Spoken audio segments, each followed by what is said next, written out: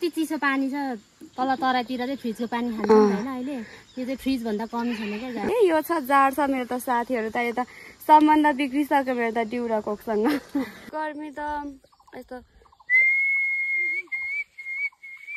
आउँदैन त आवे हामीले यसरी मेहनत गरेर रोपिरहेका छौं यसरी हामीले रोपेर चाहिँ खानु पाइन्छ नभए खानु पाइदैन के गाईहरु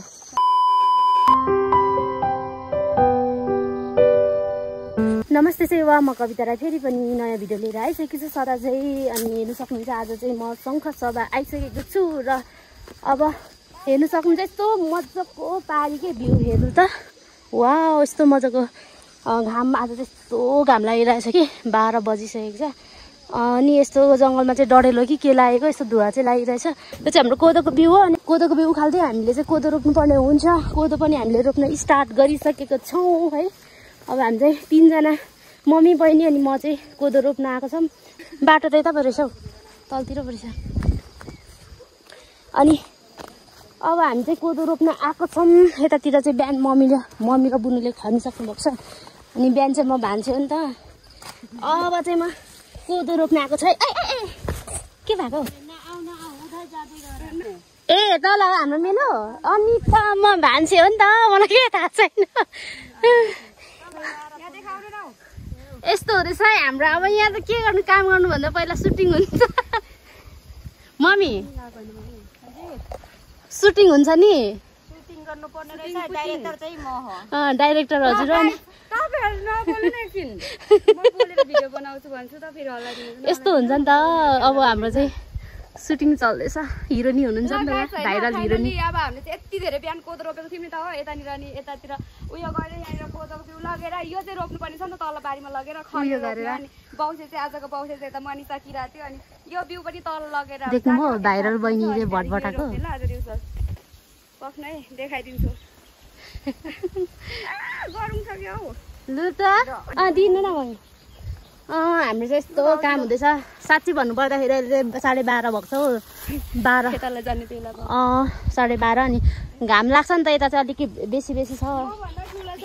मेरो भारी चाहिँ म भन्दा ठुलो छ अनि म चाहिँ मम्मी र बहिनी चाहिँ झर्नु हुँदैछ कोदोको बिउ त साँच्ची म भन्दा हाम्रो बुनु भन्दा अल्कलको छ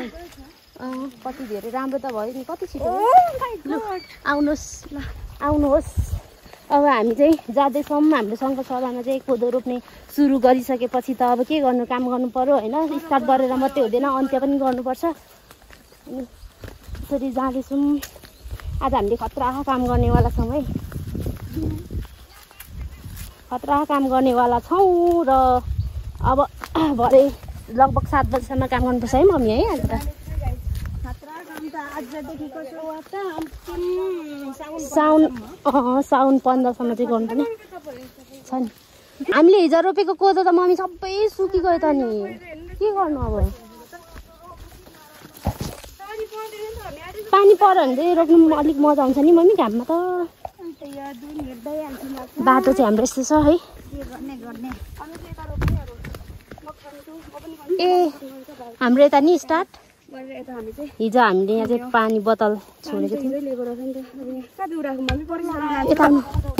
कुदो मुक्सुथे हाम्रो बाउँसे अरे आजको चाहिँ ल सुरु गर्नु त अलिक मजाले त साँच्ची 12 बजे घाममा खन्दा मजा आएर छैन है बुनु ल अब हामी चाहिँ रोप्ने स्टार्ट गर्दैछौँ मम्मीले बिउ यति मजाको यस्तो छ अनि अब हामी चाहिँ यहाँ परदेखि यहाँ तलसम्म रोपिसक्नु पर्ने हिजो माथितिर रोपिसक्यौँ सो अब स्टार्ट हामीले रोप्न सुरु गरिसकेको छौँ कोदो रोपिसक्यो अनि कोदो रोप्दा बिउ सक्यो नि त कोदोको बिउ सकेपछि चाहिँ उखाल्न जाँदैछौँ हाम्रो भाइरल बहिनी चाहिँ उखाल्नु हुँदैछ हो अनि म चाहिँ लिन जाँदैछु कति उखाल्नु भएछ है त यस्तो छ बाटो उकालो कसम उकालो चाहिँ म हिँड्नै सक्दिनँ क्या बरु ओह्रालो सिसी झर्छु उकालो सक्दिनँ यत्रो हाम्रो कोदोको बिउ चाहिँ कहिले उखालिसक्नु हौ सास बढे यस्तो हुन्छ यार गाइजहरू साह्रो छ अनि कति उखालिसक्नु भयो ल हाम्रो बहिनीले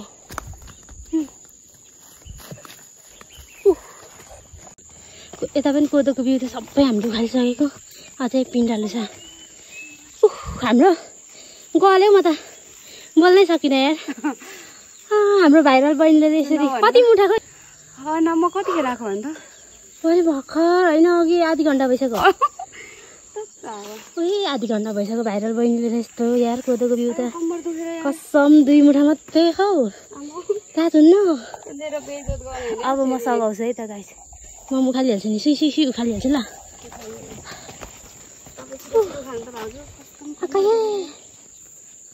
सास बस्छ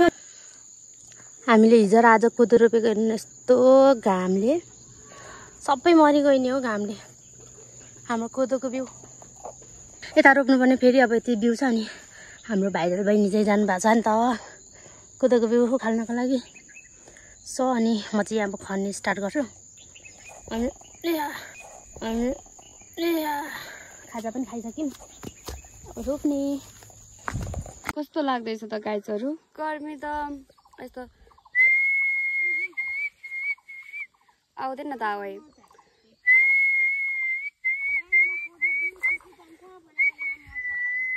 यति चिसो पानी छ तल तराईतिर चाहिँ फ्रिजको पानी खान्छ होइन अहिले यो चाहिँ फ्रिजभन्दा कमी छैन क्या गाई यस्तो मिठो छ फेरि यताको पानी कस्तो मिठो हुन्छ क्या चिसो अलरेडी चिसो उता यहाँ त डिउ खानु पर्दैन यस्तो पानी खायो भने पुग्छ है भाउजू यो त एकदमै अर्ग्यानिक पानी स्प्राइट भन्दा नि कम छैन फ्रिजमा राख्नै पर्दैन के मनिषा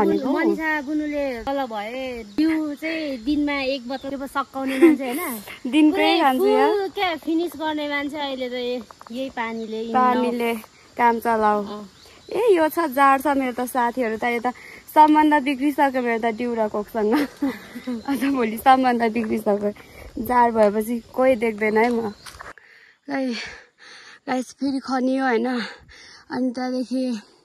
हाम्रो चाहिँ 11 सक्नु आँट्यो अनि यहाँदेखि उता तल्ल गाह्रो यहाँदेखि उता सक्ने विचार भन्छ यो अनि उयो तल्ल सकिन्छ कि नसकिन्छ होला यता म डराउँछु खनिहाल्ने अनि घरि अलिअलि सघाइहाल्छु रोप्नु पनि मेरो खेताला चाहिँ 2 जना मात्रै हुनुहुन्छ मम्मी र भाउजू अब हाम्रो चाहिँ सबै कोदोहरू रोपिसक्यौँ यहाँ चाहिँ अब हामी घरतर्फ लाग्दैछौँ र अब हामीले कोदो रोप्ने चाहिँ कता घरबारी नि मम्मी घरबारीतिर अनि कोदोको बिउ पनि अलिकति उतिर लाग्दैछौँ यहाँ पनि हाम्रो सामान छ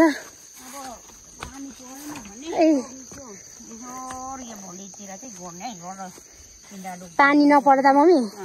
भोलिको हाम्रो विशेष चाहिँ यो हो झार गोड्ने आज घाम चढ्यो भने कोदो गर्नु पर्छ यसरी गर्ने तरिका जान्न कि छैन हाम्रो मम्मी त कडा हुनुहुन्छ यार